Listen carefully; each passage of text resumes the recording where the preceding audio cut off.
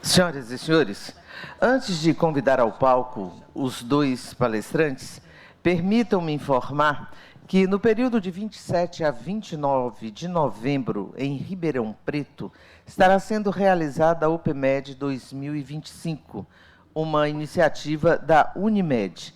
E os associados da ABEA têm 50% de desconto na inscrição deste evento. Após essa próxima apresentação, será exibido um vídeo sobre a OPMED 2025, para o qual as senhoras e os senhores estão convidados. Dando sequência à nossa programação técnica, convido agora ao palco os palestrantes, Dr. Pedro Henrique Arruda de Moraes e o Dr. Volney Góes Barreto, que juntos irão dividir a apresentação do tema Uma jornada individual em um cenário coletivo de desafios. Dr. Pedro Henrique é especialista em clínica médica e hematologia pela USP Ribeirão Preto. É especialista em oncohematologia e transplante de medula óssea pelo Hospital Sírio-Libanês. Médico do transplante de medula óssea da Unifesp, EPM, e médico hematologista do Hospital 9 de Julho, Grupo DASA. Dr. Pedro Henrique, seja muito bem-vindo. Fique à vontade, por favor. Obrigado.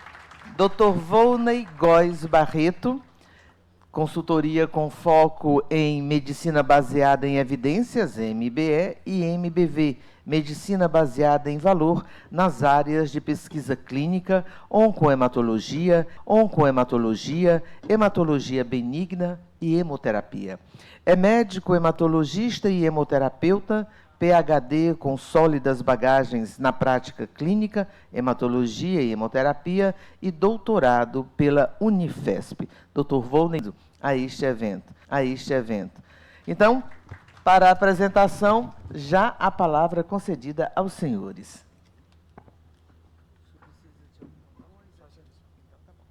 Oi, estão me ouvindo? Tranquilo? Testar o...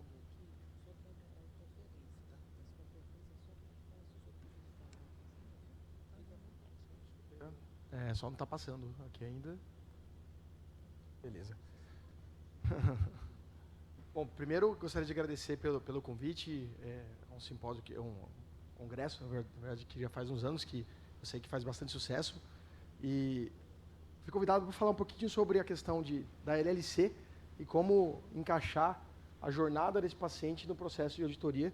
Eu e o Volney vamos falar um pouquinho, eu vou falar um pouquinho sobre a jornada do paciente com leucemia linfocítica crônica, como a gente faz o diagnóstico, como funciona a doença. O Dr. Volney vai falar um pouquinho depois sobre o papel do pirtobrutinib na LLC e a gente fica uma discussão de uns 15 minutos no final. Então, esses são os conflitos de interesse. Então, a leucemia linfocítica crônica é uma doença no qual a gente tem uma proliferação de linfócitos B maduros, e apesar desse nome, leucemia, ser um nome que assusta, principalmente para quem não é muito da área, hoje em dia é uma doença considerada extremamente tratável. Tá na novela? Ah, não, mas é a aguda que está na novela, né? Então a crônica é justamente ao contrário do que está na novela. A leucemia linfocítica crônica é uma doença extremamente tratável, extremamente controlável hoje em dia. E, como eu vou mostrar para vocês, ocasionalmente a gente nem precisa tratar uma parcial dos pacientes. Tá? Então é uma doença de acúmulo de linfócitos B, no qual, quando o paciente está sintomático, vão ter alguns sintomas como febre, inchaço, nos gânglios, petequias, perda de peso, suores noturnos, que é algo que a gente ocasionalmente vê na prática. Então, é uma doença considerada rara. Nos Estados Unidos, essa é uma incidência do CIR, em 2021, foi responsável por 1% de todos os cânceres nos Estados Unidos, com 21 mil casos, mas é uma doença de pacientes mais idosos. A mediana de idade é de 70 anos, quando a gente olha aqui, na verdade, 70 a mais, né? Quando a gente vai pegar a mediana aqui, mais de pacientes com 70, 80, 90 anos até tendo essa doença. Mas, felizmente, é uma doença, como eu comentei, com uma taxa de mortalidade baixa.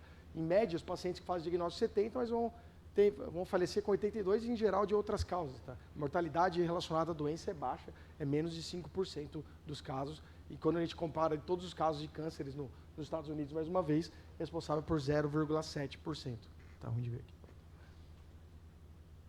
Então, é uma doença bem heterogênea e que a gente brinca que tem a regra do 1/3. Então, quando a gente descobre a leucemia linfocítica crônica num paciente, 1/3 dos pacientes eles nunca precisarão tratar. Então, não é porque você tem um câncer chamado leucemia que necessariamente você vai precisar tratar. 1/3 desses pacientes eles vão estar assintomáticos no diagnóstico, mas vão precisar tratar ao longo da vida. E 1/3, de fato, eles vão precisar de um tratamento já quando você faz o diagnóstico. E daí, sim, geralmente são os casos que acabam sendo um pouco mais agressivos. Mas, obviamente, não é só a forma de apresentação que conta, como eu vou mostrar para vocês. Há diversas características que nos ajudam a nortear essa jornada, e isso é importante, no final das contas, quando a gente vai auditar ou ver um caso desse, entender alguns aspectos básicos da doença. Tá? Então, a equipe multidisciplinar é sempre importante para oferecer o melhor tratamento. Como que primeiro que se faz o diagnóstico? Então, para ter leucemia linfocítica crônica, no mínimo o paciente tem que ter 5.000 linfócitos no sangue periférico. Isso é o 90% dos casos se apresenta desse jeito, e com uma imunofenotipagem compatível. Então, basicamente, para o diagnóstico de LLC, você precisa de um exame de sangue, uma imunofenotipagem e um hemograma mostrando que você tem pelo menos 5.000 linfócitos no sangue periférico.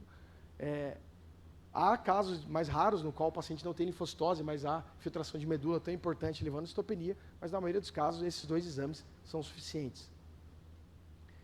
E eu gosto de trazer isso aqui para ressaltar que a leucemia linfocítica crônica é igual ao linfoma linfocítico. É a mesma doença, o que muda é a forma de apresentação. O linfoma linfocítico ele apresenta com aumento dos gânglios somente, sem acometimento dos linfócitos do sangue periférico, ou com menos de 5.000 linfócitos no sangue periférico, contra a LLC só tem os linfócitos do sangue periférico e podendo ter também acometimento dos gânglios. Então é a mesma doença, quando há uma prescrição, ou às vezes falando, o linfoma linfocítico tem que mudar o tratamento, não é. É a mesma coisa e o tratamento, inclusive, é igualzinho. E a linfocitose B monoclonal é uma entidade no qual você tem menos de 5.000 linfócitos, mas você tem as características clonais da imunofenotipagem da leucemia linfocítica crônica e é uma condição pré-maligna. Então, se chegar um tratamento, uma solicitação com isso aqui não é um câncer, isso aqui é uma condição, um achado de exame, praticamente isso. Mas ok, uma vez feito o diagnóstico, a gente tem que levar em conta diversas considerações. Estou atrapalhando aqui, né? Perfeito. Beleza. Há diversas considerações que a gente tem que utilizar para poder estratificar aquele paciente, porque a gente sabe que, como eu mostrei, é uma doença muito heterogênea, uma boa parte dos pacientes nunca vai nem precisar de tratamento, mas há pacientes que, de fato, os tratamentos atuais ainda não são bons, mas ainda, infelizmente, não levam à cura desse paciente. Né? Então, toda vez que a gente faz o diagnóstico, a gente tenta classificar como a doença está acometendo o paciente, se ele tem alguma alteração clonal no cariótipo, se ele tem alguma deleção, por exemplo, deleção de 7P, que traz o prognóstico pior, ou se ele tem mutação de alguma das proteínas, como a mutação do GHV e o TP53. Então, o que significa isso?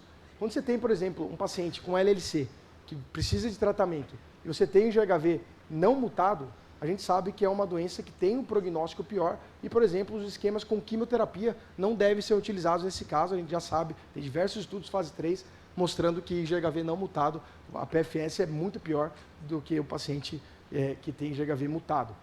E, por exemplo, o TP53, que é uma outra condição que pode acontecer no paciente com LLC, isso aqui é proscrito quimioterapia, não deve ser utilizado por quimioterapia. Ocasionalmente a gente vê, às vezes, alguns planos forçando a barra nesse perfil de pacientes, mas está errado porque a sobrevida global desses pacientes é muito inferior àquele paciente que não tem a mutação do TP53. Então, todas essas características, da forma de apresentação da doença, as características citogenéticas, o jeito que a gente vai tratar esse paciente, tudo isso tem impacto e a gente sabe, por exemplo, que o LLC-IPI, que é um jeito que a gente classifica o paciente com LLC, a gente consegue ver a sobrevida global dele, se ele for baixo, risco intermediário, alto ou muito alto, isso tem uma diferença brutal. Né? Aquele paciente que é baixo risco, ele tem uma sobrevida global em 5 anos de mais de 90%, enquanto aquele paciente que tem um CLL-IPI de muito alto risco, uma sobrevida global de menos de 23%. Então, mostrando que isso é uma doença heterogênea, é uma doença que você tem que tentar entender o perfil do seu paciente antes de sair, às vezes, só negando ou autorizando algum tratamento específico. E como eu comentei, uma boa parcela dos pacientes eles não vão precisar tratar. Esses são os critérios clássicos da sociedade americana para indicar o tratamento no paciente com LLC, que é aquele paciente que tem um linfonodo de mais de 10 centímetros, se ele tiver citopenias relacionada à doença, se ele tiver duplicação linfocitária maior que 50% em 2 meses, se tiver anemia autoimune, se tiver acometimento extranodal, se tiver sintomas B. Em suma, é aquele paciente que está tendo sintomas relacionados à doença. Mas não necessariamente porque ele está tendo sintomas, e aquilo pode ser relacionado à doença. Já aconteceu de alguns casos, como é um paciente idoso, às vezes ele vem, chega lá com anemia. Eles começam a ver, ele tem uma LLC, mas já aconteceu o caso de a gente ter diagnóstico de tuberculose, de ter outras doenças que são prevalentes também, e só porque ele tem uma LLC não necessariamente significa que é relacionada àquela condição. Tá? Nós, do grupo brasileiro, acabamos publicando que, na verdade, nem esses critérios de citopenias e duplicação linfocitária têm que ser levado tão a sério. A gente, na Unifesp, conseguiu ver que, ao longo dos anos, tratar os pacientes somente com sintomas realmente compressivos por linfonodos ou que tiveram, de fato, uma refratariedade mais importante, são os que fizeram diferença, porque você ser conservador nesses casos é possível, inclusive é melhor para o paciente. E, felizmente, hoje em dia, a gente tem uma constelação de tratamentos aprovados para leucemia linfocítica crônica no Brasil. Tá? Então, você vê de 1990 até 2010, praticamente a gente só tinha esquemas com quimioterapia, a base de rituximab e quimioterapia. E de 2010 para cá começaram a surgir diversos tratamentos, primeiro os inibidores de Bruton quinases covalentes, depois os inibidores de BCL2 e agora já temos também os inibidores de Bruton quinase não covalentes, que é o que o Dr. Vanei já vai mostrar daqui a pouquinho. E hoje em dia, o tratamento da leucemia linfocítica crônica, quando tem indicação, conforme eu mostrei previamente, ele tem basicamente 3 racionais principais, que é, quando você indica o tratamento, você pode começar com o inibidor de Bruton quinase contínuo para o seu paciente, que foi o tratamento mais prescrito até dos últimos anos aqui nas operadoras privadas, no SUS não temos esse tratamento. Ou começar com o inibidor de BCL2 associado com anti-CD20, que seria, no caso aqui no Brasil, o venetoclax, associado, por exemplo, com o obinutuzumab. Ou, hoje em dia, a gente já tem a associação dos inibidores de Bruton quinase covalentes, por exemplo, ibrutinib ou até a calabrutinib com o venetoclax. E esses 2 tratamentos são tratamentos de duração fixa, ou seja, você trata por 1 ano, 1 ano e meio e para o tratamento, enquanto esse aqui, inibidor de BTK contínuo, isso aqui mantém até o paciente progredir doença. Existe isso aqui também, mas praticamente ninguém mais usa, que é a associação do anti-CD20 com o inibidor de Bruton quinase de maneira contínua. Isso aqui praticamente não tem mais uso no Brasil. Isso é muito importante porque, uma vez que você definiu a estratégia inicial do paciente, o segmento dele e as necessidades de retratamento vão ser baseados naquela primeira linha. Então, por exemplo, aquele paciente que fez inibidor de Bruton quinase e inibidor de BCL2, em segunda linha, ele não poderia ser reexposto novamente ao inibidor de Bruton quinase, dependendo do tempo que ele progrediu aquela doença. Então, hoje em dia, a gente já tem a aprovação do pirtobrutinib, que é um inibidor de Bruton quinase não covalente. Enquanto, por exemplo, aqueles pacientes que foram expostos somente ao inibidor de Bruton quinase, geralmente a gente vai usar inibidor de BCL2 em segunda linha. Então, o racional se baseia muito tanto naquelas características que eu já comentei previamente da apresentação da doença, quanto esse racional do que ele fez de primeira linha e como ele foi progredindo. Tá? O que é fato é que, hoje em dia, a gente sabe que aquele paciente que descontinuou o inibidor de BTK e começou um BCL2 em segunda linha, a mediana de PFS ela é pior do que aquele paciente que não fez essa estratégia. Bom, vou passar a palavra para o Dr. Volney e depois a gente segue na discussão sobre esses aspectos. Obrigado. Boa tarde a todos. Obrigado pelo convite. Está entre auditores, eu faço algumas coisas também. Eu sou um consultor, então eu tiro o conflito entre o prescritor, o auditor. Então eu vou dar a minha terceira opinião. E também eu sou um hematologista clínico. Então a gente vai passar aqui, falar um pouco do pirtobrutinib na leucemia linfocítica crônica. Então são os meus conflitos de interesse. Então vamos lá. O pirtobrutinib, como o Pedro começou a falar brilhantemente, possui um mecanismo de ação único que é capaz de restabelecer a inibição da Bruton quinase quando o inibidor covalente não é mais uma opção. Isso hoje na LLC é uma necessidade não atendida. Vamos primeiro falar desse famoso BTK, né? Quem que é o BTK? O BTK é uma Bruton quinase, que é uma enzima tirosinoquinase, que tem uma ação no linfócito B, porque a leucemia linfocítica crônica é de linfócito B, o linfócito B que produz anticorpos. Então, o que acontece?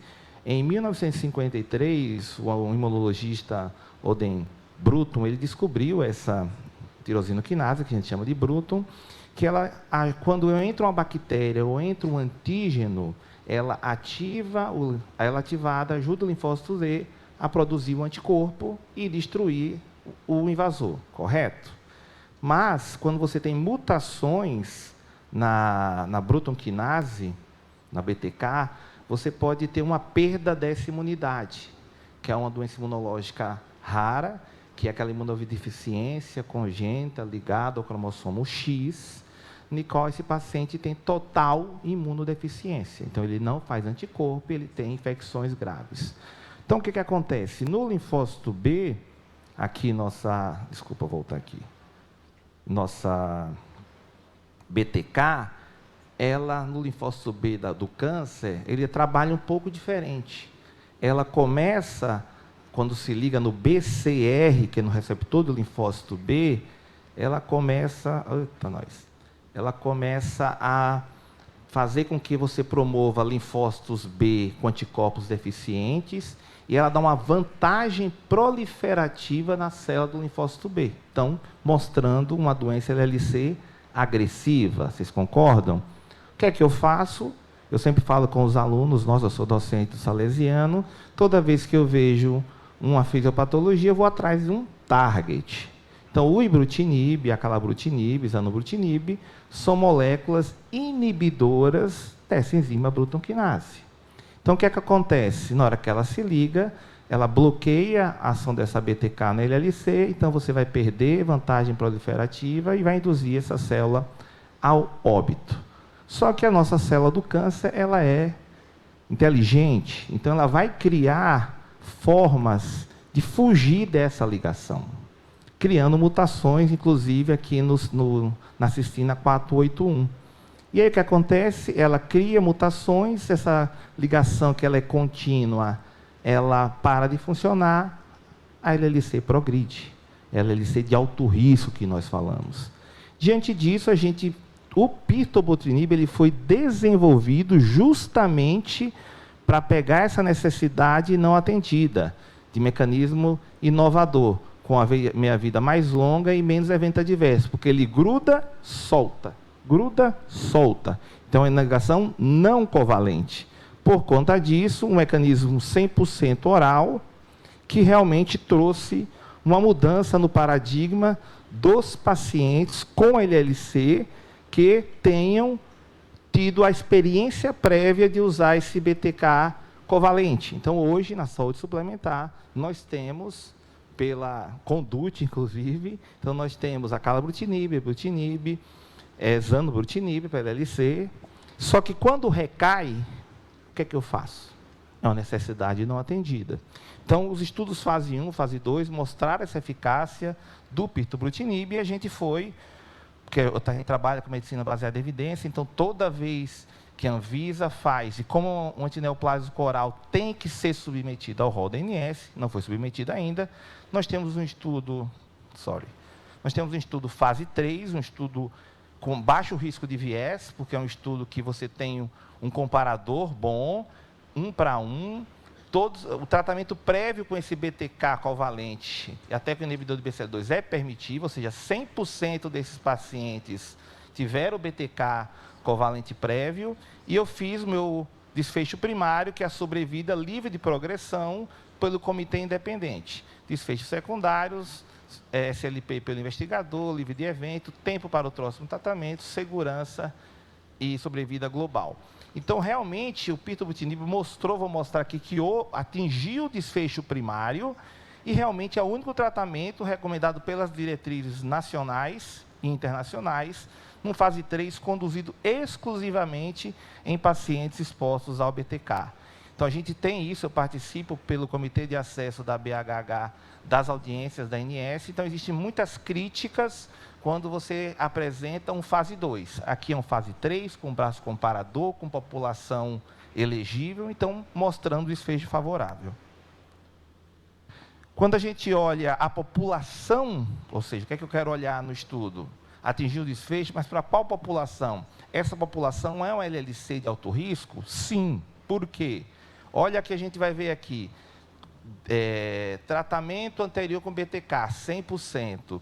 Pacientes com GVH não mutado. O Pedro falou aí que é o paciente de pior prognóstico. Quase 93% e 90% nos dois braços tinham. Então, era paciente ruim. E a gente sabe, quanto mais terapias o paciente de LLC vai tomando, existe uma seleção clonal e é um paciente que vai cada vez responder menos e vai morrer. Vai ter o desfecho duro do óbito. Então, também cariótipo complexo, mutação do TP53, em torno de 50%, terapias prévias, todas com BTK. E uma coisa muito interessante, tratamento anterior com BTK, e aqui, descontinuação do BTK devido à progressão de doença. 71 num braço, 72. Por que que eu falo isso? Quando você tem um paciente com LLC que usa o BTK covalente, ibrutinib, acalabrutinib, zanubrutinib, e ele para de tomar o remédio por toxicidade, os estudos mostram que esse paciente volta a ter resposta quando você faz o switch da mesma classe de droga. Se ele está usando o BTK covalente e ele progride, não vai responder. Então, muitas vezes os auditores falam, está usando ibrutinib, troca por acala, não vai funcionar.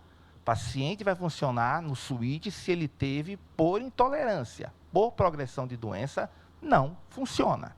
E o que é que a gente vê aqui? Nessa população, com mais de 70%, tinha progredido doença com BTK prévio. Então, realmente, quando você olha características moleculares de alto risco, eu estou na sua frente, né? Vamos lá.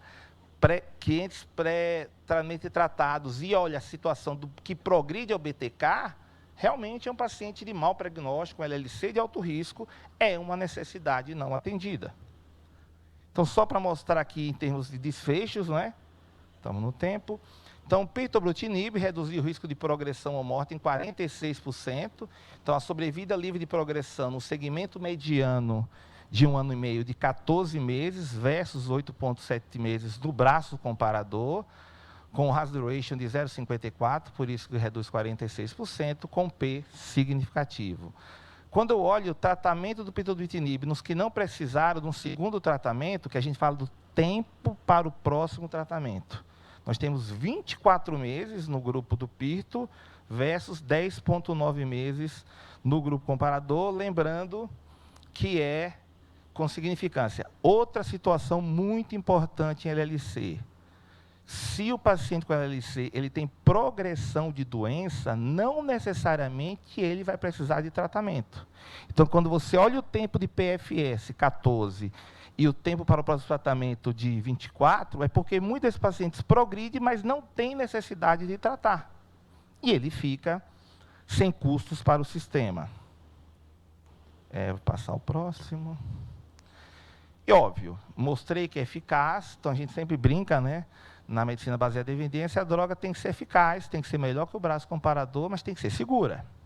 E os dados mostraram que de evento adverso grave, a gente teve grau 3 ou mais, uma porcentagem baixa, e quando a gente olha evento de grau 3 ou mais, a gente vê infecção, neutropenia, nenhum hematologista bem treinado tem medo de neutropenia, sabe manejar, sabe dar fator de crescimento.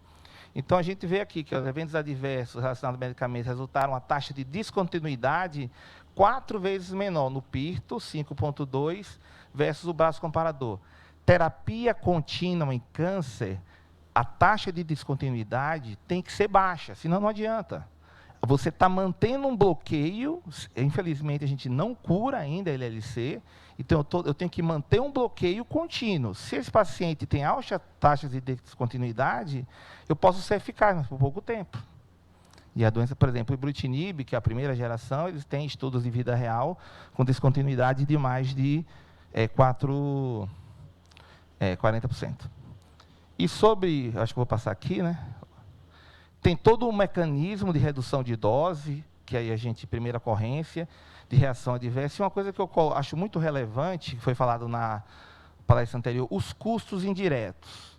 Eu fico contente quando um auditor olha para custo indireto, porque muitas vezes, nas avaliações, eles olham o impacto orçamentário e qual a previsibilidade de custo em 5 anos. Porque eu estou com uma droga 100% oral, que é eficaz e é segura, que eu não tenho taxa de difusão, que eu não tenho internação.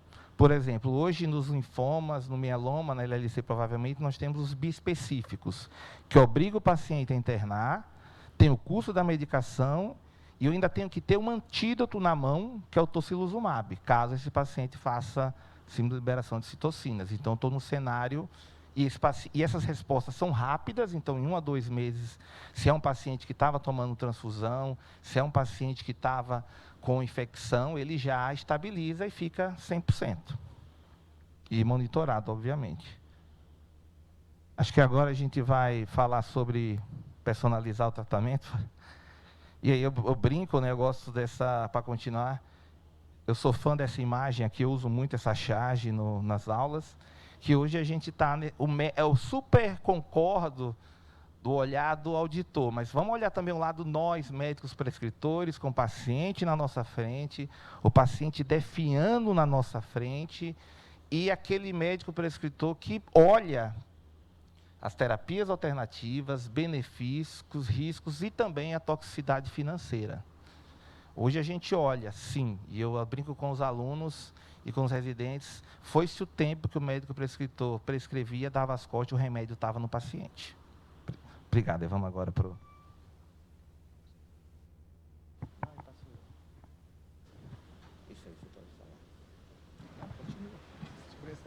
Obrigado.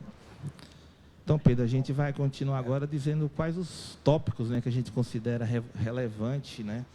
Isso, acho que a ideia dessa aula era mostrar um pouquinho o que é a LLC, sobre esses novos tratamentos e sobre essa questão de... O pirtobrutinib é um medicamento que foi aprovado recentemente no Brasil, é um medicamento considerado fora rol, ainda da ANS, mas, como o Dr. Volney, é uma necessidade não atendida na LLC. A LLC é uma doença rara, né?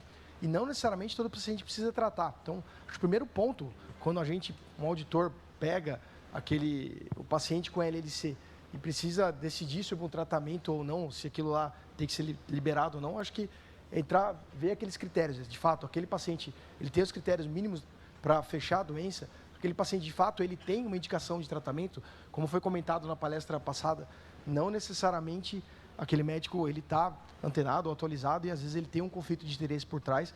Então, acho que o primeiro ponto é avaliar isso, se de fato aquele paciente precisa tratar. Como o Volney mostrou, progredir doença não é igual à necessidade de tratamento. Tá?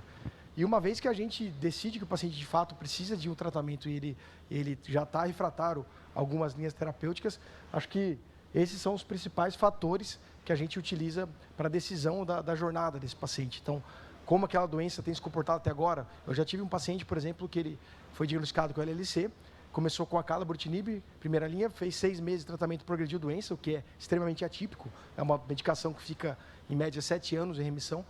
Depois de 6 meses, ele entrou com segunda linha com rituximab e venetoclax. Acabou progredindo doença também, uma doença super agressiva. E aí, nesse momento, a gente não tinha ainda, por exemplo, o pirtobrutinib aprovado. Levei o paciente para transplante e, no final das contas, ele acabou vindo até falecer por nova progressão de doença. Então, você vê que a LLC, muitas vezes, ela é bem boazinha, mas às vezes ela é extremamente agressiva. Então, as características da doença, o tempo que ele respondeu aos tratamentos prévios, os fatores do próprio paciente, eles têm que ser considerados na análise, tem que ser algo relevante aí tanto para o auditor quanto para o prescritor, né? Eu acho que você trouxe uma coisa importante para o auditor na LLC, e eu, como consultor, eu faço isso, questionar o colega se o paciente tem critério de tratamento. Existem os critérios de tratamento do IWCLL, que muitas vezes, até o Pedro mostrou aí, dados do grupo brasileiro, que no SUS, como você não tem remédio, você fica tentando segurar. Então, mostrou, por exemplo, paciente com baço, esplenomegalia, que tratou e que não tratou, performou igual.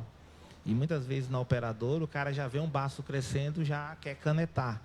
Então, o auditor ter esse conhecimento e questionar o prescritor, realmente precisa tratar? Beleza, precisa. Vamos ver os fatores do paciente, prognósticos. Então, geralmente, hoje tem voucher da Pharma, de pelo menos você ter o IGVH, Se é não mutado, que é pior prognóstico, ou TP53, já ajuda também na decisão. A comorbidade do paciente, ele é um paciente ativo, ele tem alguma dessas medicações que tem complicações cardíacas. A terceira coisa também é a acessibilidade. Então, por exemplo, eu tenho um paciente hoje que faz 2 terapias orais, que é em primeira linha, o I+V que está aprovado, ele mora a 115 quilômetros da cidade que eu atendo, e ele falou, eu não quero fazer terapia infusional. Então, beleza, vai, vem 2, fazemos teleconsulta e acho que caminha. Então, na acessibilidade e a preferência do paciente também, ela hoje é avaliável, e até você vê também a questão quanto você fica negando as terapias, então se ele não faz as melhores terapias, eu brinco que se é para gastar dinheiro, vamos gastar dinheiro nas 2 primeiras terapias do câncer. Porque depois você começa a ficar uma bola de neve, com a paciente sendo também sofrendo e nós também, e o sistema também sem se sustentar. Se você quiser acrescentar alguma coisa, Pedro? Eu acho que a ideia mesmo era fomentar essa discussão, né, de que não é só porque às vezes a gente tem uma doença com um comportamento diferente ou que está já refratário a alguns tratamentos e a gente vai negar ou autorizar algo só rol ou só olhar o custo. E acho que tentar individualizar ao máximo, esse acho que é o segredo para um tratamento bem sucedido, tanto do paciente, com o médico prescritor, quanto da operadora, que isso faz total diferença para esses doentes aí, né?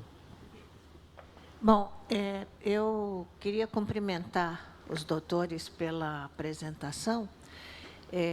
Vocês não terminaram, pelo visto, ainda tem mais um slide aí. Tá, tem o último slide, que a gente esqueceu. Passa aí, Pedro. Mais isso aí só para falar. Não, é o aqui, ó, senão a gente... É uma mensagem, né? Que o sistema de saúde ele está preparado para uma nova era de tratamento, LLC. É possível realizar todos os exames moleculares. Estamos preparados para interpretar as mutações. O perfil molecular da LLC pode mudar completamente o tratamento. Como realizar a individualização desse tratamento. Como entregar o tratamento a quem precisa e otimizar os recursos em saúde. Então, isto posto, eu acho que essa é o fecho do valor em saúde, né? Com o qual o senhor trabalha. Mas o que me chamou muito a atenção foi logo no começo da sua apresentação, quando o senhor fez aquela colocação dos 3/3, né? Em doença crônica, por exemplo, diabetes, é assim, você vai ter 30% que nunca vai saber que tem o diabetes, 30% que, a rigor, vai ser diagnosticado e tratado, e 30% vai evoluir para alguma coisa mais grave. Então, a primeira coisa que eu acho que ficou clara da apresentação dos senhores é que, na verdade, tem muita gente, quer dizer, muita gente, é uma doença mais ou menos rara, mas tem um número considerável de pessoas que jamais será diagnosticada, né? Embora venha a diagnosticado aumentou muito por causa do hemograma. Hoje todo mundo faz hemograma, então você pega a linfocitose que o Pedro comentou. Mas vai ser diagnosticado, mas vai ter uma expectativa de vida igual àquela pessoa sem LLC. Tá. Então, aí vem a questão importante, que que ele tinha... ele não está aí, mas que ele tinha falado antes vai diagnosticar porque tem o overdiagnóstico, às vezes, né? Então, a gente vai ter até aquela questão da acessibilidade que, de novo, no final da sua apresentação, aparece a discussão do... Então, vamos usar telesaúde, vamos esperar o paciente ter vontade, porque senão ele vai acabar descontinuando o tratamento, o que é uma barbaridade. Temos ali uma pergunta que eu perdi. Bom dia. Ali. Parabéns, Bruno, Pedro e Volney pela apresentação. Rafael Gama aqui. Acho que a pergunta, primeiro, sobre a questão do desenho do estudo ali. Então, a gente tinha na primeira aula aí uma discussão em relação a participação do anti-CD20, né? A gente está olhando isso como acessível, como tratamento de entrada, já temos biosimilares e tudo mais. O comparador foi o anti-CD20. Então, a gente critica, mas ele entrou como principal comparador. Então, a gente ficou com uma dúvida. Não sou hematologista, então me permita errar em alguns pontos. Mas essa foi uma crítica metodológica do estudo aqui. Em relação aos resultados, isso acho que cabe para todas as terapias hematológicas, a gente acha que o investimento financeiro está muito alto para um NNT muito baixo. Entende? Então, a gente tem um ganho de benefício relativo, mas não um ganho de benefício absoluto. Então, concordo com a discussão do custo secundário e a falta de visão de percepção sobre qualidade de vida do hematologista, porque muitas vezes eu tenho uma resposta laboratorial, estou falando de tempestades citotóxicas ali de citocinas, né, no ACALA ou no ZAN. Pacientes ficam internados, fazem um desfecho ruim, e eu tenho um laboratorial excelente, mas o paciente às vezes não consegue nem responder um EQ5D para uma enfermeira navegadora. Então, a gente tem algumas dissociações ainda para transformar o valor em saúde para a precificação dessas moléculas. Como que na percepção do prescritor, o NNT está sendo interpretado como tomada de decisão na escolha de um arsenal que agora está ficando mais amplo, em relação à qualidade de desfecho, principalmente quando a gente fala de taxa de descontinuidade ainda muito alta para preços cada vez mais exorbitantes. Sendo sincero, assim, acho que o prescritor leva pouco em consideração o NNT, né? Acho que na prática, assim, olhando... Eu sou auditor também e sou médico hematologista. Eu acabo olhando um pouco mais isso, mas, em geral, eu vejo os colegas, hoje em dia, o tratamento é baseado no que a gente tem de mais moderno. Em geral, é isso que o pessoal pensa. E tentando deixar o paciente, às vezes, com melhor qualidade de vida. Então, que nem hoje em dia, o que está muito em primeira linha é os inibidores BCL2 com inibidores de BTK. Então, é um tratamento finito, mas é um tratamento que custa $1 milhão e pouco ali, quando você vai pegar em um ano. Tá? O tanto que isso, de fato, é impactante no sistema de saúde, eu acho que faltam boas análises, justamente por ser uma doença relativamente rara, mas a gente, até como... Aqui é uma excelente oportunidade justamente para a gente conseguir exercer esse tipo de prática. Em relação ao braço comparador, lá que você tinha comentado do estudo, é que é um estudo de paciente refratário já. Então, quando você começa a ficar refratário a BTK, principalmente, o anti-CD20 é um dos tratamentos de resgate mesmo, por isso que não foi visto como algo ruim, não, nesse caso. Só reforçando o braço comparador, era o que se tinha, né, de standard of care num cenário de o paciente exposto 100% ao BTK. A gente sabe que as respostas ao BCL2 no pré-exposto a BTK existe, mas não é suficiente, tanto é que no Brasil a nossa bula ela é expandida, né? Por exemplo, nos Estados Unidos a bula ele exige a exposição prévia ao BTK versus mais o BCL2. O que eu vejo, eu sempre olho numa necessidade não atendida, só para fazer uma proporcionalidade do mieloma múltiplo, do estudo Locomotion, né? Que a gente olha e você vê os caras em 6 meses, todo mundo falecendo. Esse paciente de LLC que progride a BTK é uma sobrevida muito baixa. O próprio Pedro colocou aí, eu tentei colocar o cara no transplante e não chegou. Então, até se discute situações de você usar o pirto naquele paciente que tenha como ponte, como bridge para transplante. O que a gente vai ter o problema é que a LLC é uma doença de idoso. A idade mediana ao diagnóstico é de 70 anos. Então, a gente vai ter menos pacientes elegíveis. Então, quando eu falo comparato, a gente já vai ter um estudo, eu faço parte de um centro de pesquisa para o ano que vem, que é o BTK degrader, que é uma geração, versus o pirto nesse cenário. Então, aí você já vai ter uma situação que você não vai ter a questão da imunoquimioterapia e do CD20, que os colegas realmente não utilizam a NNT. O que eu penso muito, isso eu faço na consultoria, é fazer um risk share um pouco assim. Quer dar o medicamento? Vamos ver 3 meses. Se você, em 3 meses, você realmente atingir um dos desfechos que eu estudo, vamos continuar. Do que você simplesmente negar por uma questão de ROI, e esse paciente ele vai progredir, porque você vai ter que caminhar para a quimio, você não tem o que fazer. Literalmente é isso. Então, eu acho que ficaram claras duas coisas. A primeira é que existe uma grande questão, e que tem tudo a ver com a questão da saúde baseada em valor, que é quando tratar e por que tratar. Né? Eu acho que não é porque existe a terapêutica que é para sair usando. E, segundo, o último slide que vocês apresentaram mostra o seguinte: a evidência que tem é boa até chegar à próxima melhor. E eu acho que é verdade. Quer dizer, a gente não pode sair acreditando em alguma coisa que foi feita em março de 2025, porque hoje já é setembro. Quando entrar setembro.